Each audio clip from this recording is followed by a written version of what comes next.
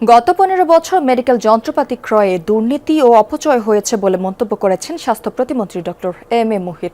চট্টগ্রাম মেডিকেলে শিক্ষক শিক্ষার্থীদের সাথে মতবিনিময় সভায় তিনি বিভিন্ন হাসপাতালে বিপুল সরঞ্জাম অকেজো পড়ে থাকার চিত্র তুলে ধরে ক্ষোভ প্রকাশ করেন।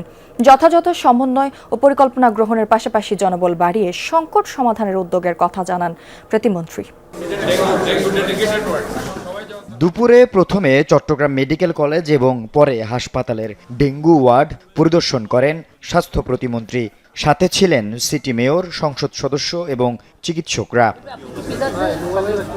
পরিদর্শনের আগে শিক্ষক শিক্ষার্থীদের সাথে মতবিনিময় সভায় স্বাস্থ্য প্রতিমন্ত্রী বিভিন্ন হাসপাতালে যন্ত্রপাতি অকেজো পড়ে থাকা সহ অব্যবস্থাপনার চিত্র তুলে ধরেন।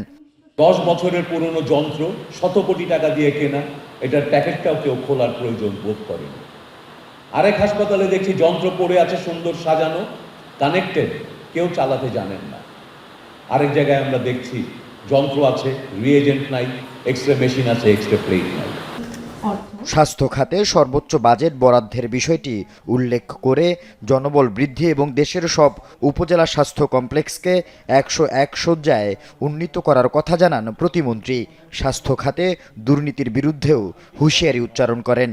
গত 15 বছর যে পরিমাণ অর্থের অপচয় হয়েছে, যে পরিমাণ দুর্নীতি হয়েছে, শত শত কোটি টাকার যন্ত্রপাতি অপরিকল্পিতভাবে কেনা হয়েছে।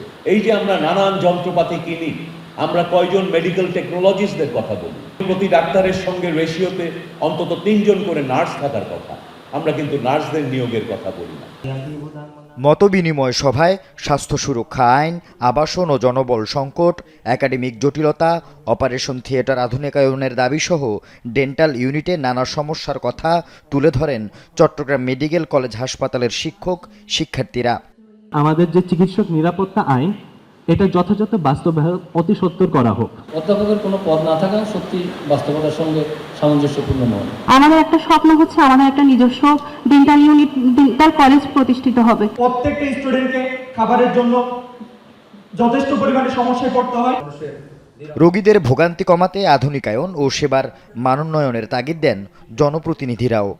750 বেডের হসপিটালের স্ট্রাকচারটা এখনো রয়ে গেছে।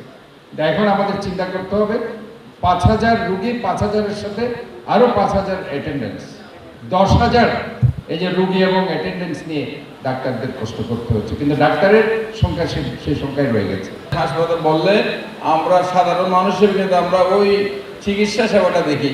এখানে ছাত্রদের সমস্যা আছে, আমাদের শিক্ষকবৃন্দের সমস্যা আছে। আল আমিন শিকদার, যমুনা নিউজ, চট্টগ্রাম।